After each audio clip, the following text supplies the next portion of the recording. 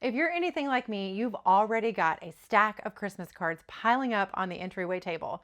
They're giving off this holiday chaos vibe, but like not in a good way. So today we are fixing that. We are making this cute Christmas card stand, and I even have some fun accents to go along with it.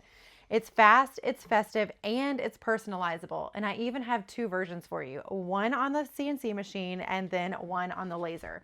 So let's go ahead and get this thing cut out so we can make the house feel a little more put together. We're gonna start over on the CNC machine, and today we are working with pine.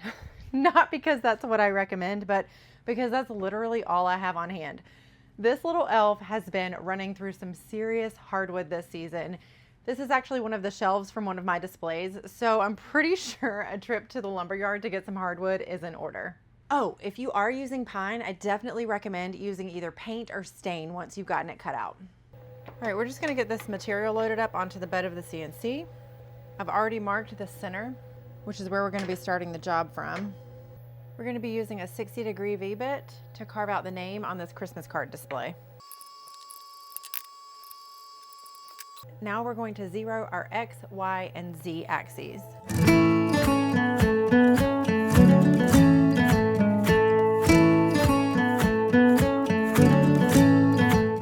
All right, now we're gonna swap it out for an 1/8" bit. And this 1/8" bit is just gonna cut the grooves in the display. We're gonna need to zero out our bit again. All right, now we're gonna cut the grooves. What you're seeing the bit do here is called a ramp. When you're working with narrow bits like an 1/8" bit, I highly recommend you ramp your plunge moves, which means the bit is just going to gradually ease into the cut as opposed to plunging and then moving. It's just going to plunge and move at the same time and just kind of get deeper as it goes. I try to do that with all of my cuts, but definitely with an 1/8" bit because it's just so narrow and can be fragile. So this back groove is wider than the other grooves. It's actually going to hold some embellishments. These are going to hold cards. So I've cut out a little prototype, and I just want to make sure the groove is thick enough for it to fit, and it is. Perfect. So now we can get the rest of it cut out. We're just going to swap out our bit for a 1/4" bit.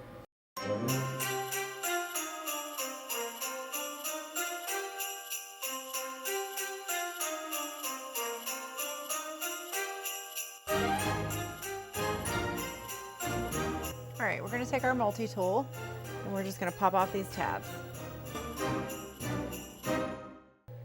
All right, and this is what she looks like. Before we apply stain, we're just going to do a quick chamfer around all the edges.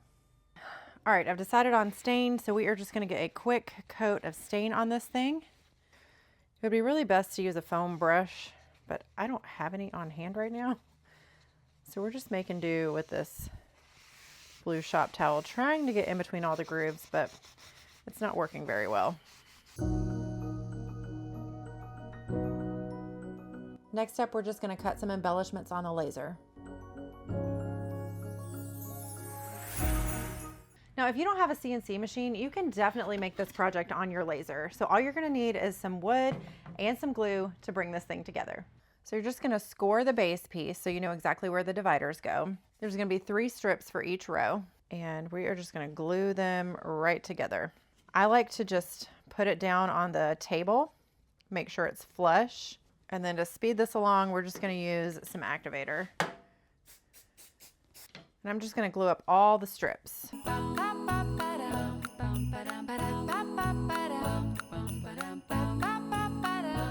All right, so now we're just going to line up all the strips on these little sections right here, and then where it's scored, that's going to be the groove. So we're going to start with the front. And you want to be careful not to get glue into the scored area because that's where the groove is. And you want your cards to be able to go down in there all the way. So we're just going to line this up. Make sure it's flush. We're just going to use our fingers. Really simple.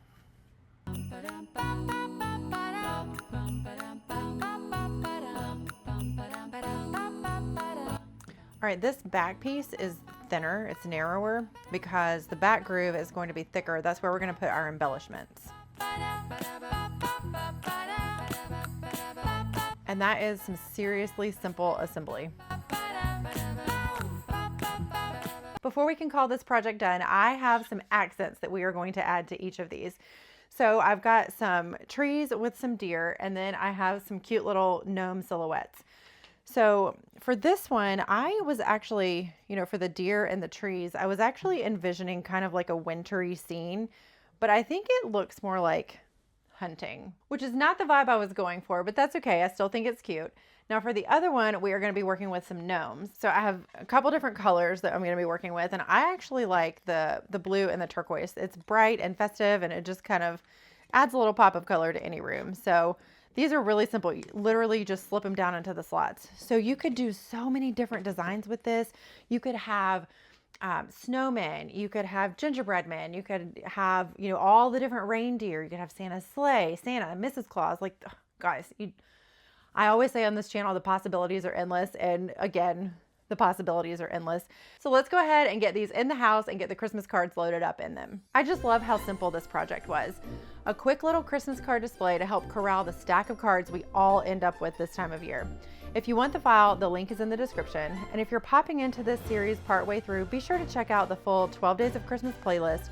There are so many fun projects waiting for you, and I'll see you tomorrow for the next one.